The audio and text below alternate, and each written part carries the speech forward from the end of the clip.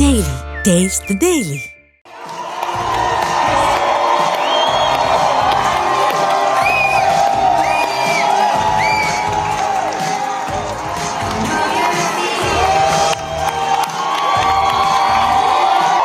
Who's ready to stand up for Canada with me?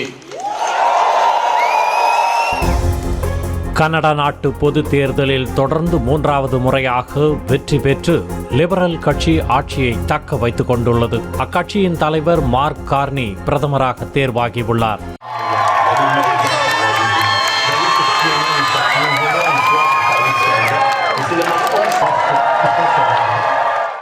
இதே liberal கட்சியின் Justin Trudeau கனடாவை ஆட்சி செய்து வந்தபோது காலிஸ்தான் ஆதரவு தீவிரவாதி கொல்லப்பட்ட சம்பவத்தில் இந்திய தூதர் மீது பகிரங்கமாக குற்றம் சாட்டியதால் இந்தியா கனடா இடையிலான உறவில் விரிசல் உண்டானது. உட்கட்சியிலும் ஜஸ்டின் ட்ரூடோவுக்கு எதிர்ப்பு எழுந்ததால் பிரதமர் பதவியையும் கட்சி தலைவர் பதவியையும் ராஜினாமா செய்துவிட்டு கிளம்பினார். அதன் பிறகு மார்க் கார்னி பிரதமராக பதவியேற்றார். கொஞ்ச நாட்களிலேயே தன்னுடைய ஆட்சியை அவர் கலைத்துவிட கனடாவில் பொது தேர்தல் நடத்தப்பட்டது. இதில் லிபரல் கட்சி வெற்றி பெற்று மீண்டும் ஆட்சியை அமைத்துள்ளது. கனடாவில் மொத்தம் 343 நாடாளுமன்ற தொகுதிகள் உள்ளன. 172 தொகுதிகளை வென்றால் தனி பெரும்பான்மையுடன் ஆட்சி அமைக்க முடியும். ஆனால் லிபரல் கட்சி 169 தொகுதிகளில் மட்டும்தான் வென்றுள்ளது. தனி பெரும்பான்மைக்கு குறைவான தொகுதிகளில் வெற்றி பெற்றுள்ளதால் கூட்டணி கட்சிகளுடன் சேர்ந்து ஆட்சி அமைத்துள்ளது. இந்த பொது தேர்தலில் பஞ்சாபை பூர்வீகமாக கொண்டவர்கள் 22 பேரும் ஈழத்தமிழர்கள் 20 வெற்றி பெற்றுள்ளனர்.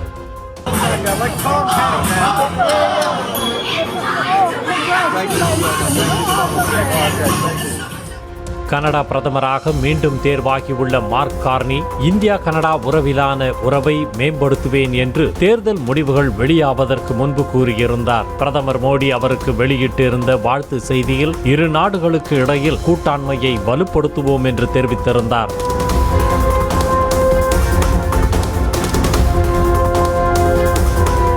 மார்க் கார்னி ஆட்சியில் கனடாவில் இயங்கி வரும் காலிஸ்தான் பிரிவினை குழுக்களின் செல்வாக்கு குறையும் என்று இந்தியா நம்புவதாக கூறப்படுகிறது. இதனால் ஜஸ்டின் ட்ரூடோ ஆட்சியில் திரும்ப பெறப்பட்ட தூதரை இந்தியா மீண்டும் நியமிக்க இருப்பதாகவும் கூறப்படுகிறது. கனடாவில் மொத்த மக்கள் தொகையில் இந்தியர்கள் 3% உள்ளனர். உயர் படிப்புகளுக்காக கனடாவில் படிக்கும் இந்திய மாணவர்களின் எண்ணிக்கையும் 4,27,000 உள்ள நிலையில் இரு நாடுகளுக்கு இடையில் விரிசல் ஏற்பட்டதால் கடந்த 2024 ஆண்டு அந்த நாட்டில் பயிலச் செல்லும் இந்திய மாணவர்களின் எண்ணிக்கை 40% மேல் குறைந்தது. இந்நிலையில் மார்க் கார்னியின் ஆட்சியில் இந்திய மாணவர்களுக்கும் தொழில் வல்லுநர்களுக்கும் மிகப்பெரிய வாய்ப்புகள் கிடைக்கும் என்று எதிர்பார்க்கப்படுகிறது. மொத்தத்தில் மார்க் கார்னியின் ஆட்சியில் இந்தியா கனடா உறவு மீண்டும் துளிர்க்கும் என்று நம்பப்படுகிறது.